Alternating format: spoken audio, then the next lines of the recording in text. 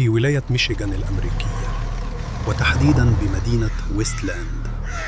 كانت هناك منشأة طبية اسمها إلويز هوسبيتال، لكن ما كانش مجرد مستشفى، ده كان مدينة كاملة للعذاب. بدأت إلويزا في الأصل سنة 1839 كمزرعة فقيرة، بور هاوس. هدفها الأساسي كان إيواء المشردين والفقراء. لكن مع الوقت توسعت المنشأة وتحولت تدريجياً إلى مصحة عقلية.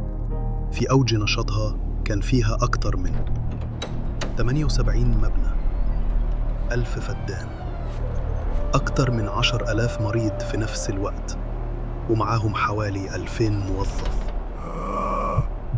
اللي حصل جواها كان أبعد ما يكون عن الطب الحديث. استخدموا العلاج بالصدمات الكهربائية ECT في أقصى أشكاله. اللوبوتومي أو جراحة الفصوص الدماغية كانت إجراء معتاد، فتح في الجمجمة وتدمير أجزاء من المخ عشان يهدوا المرضى. المرضى كانوا بيتعرضوا لحبس انفرادي طويل وربط بالسلاسل. المرضى اللي بيصرخوا كتير كان بيتحقنوا بمهدئات قوية جدا، بعضها بيؤدي للشلل. عدد كبير من المرضى ماتوا جوه المصحة بدون حتى ما حد يعرف أساميهم.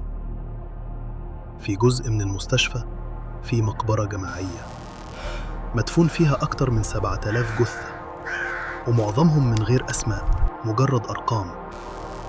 كانت الجثث بتتحط في توابيت خشب رخيصة وتدفن بدون طقوس. وبعض الروايات بتقول إن في جثث اتحرقت جوه فرن المستشفى.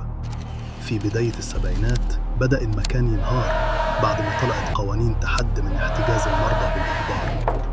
سنة 1982 تم إغلاق المستشفى رسمياً. بعض المباني اتشالت، لكن لحد النهاردة في مباني لسه واقفة، متفحمة، مهدمة، وساكنها الصمت والرعب. ناس كتير بيقولوا إنهم سمعوا صراخ رغم إنها فاضية. في حراس قالوا إنهم شافوا ستات لابسين أبيض ماشيين جوه الممرات يختفوا فجأة. أجهزة بتسجل أصوات وهمسات رغم إن المكان مفهوش أي حد.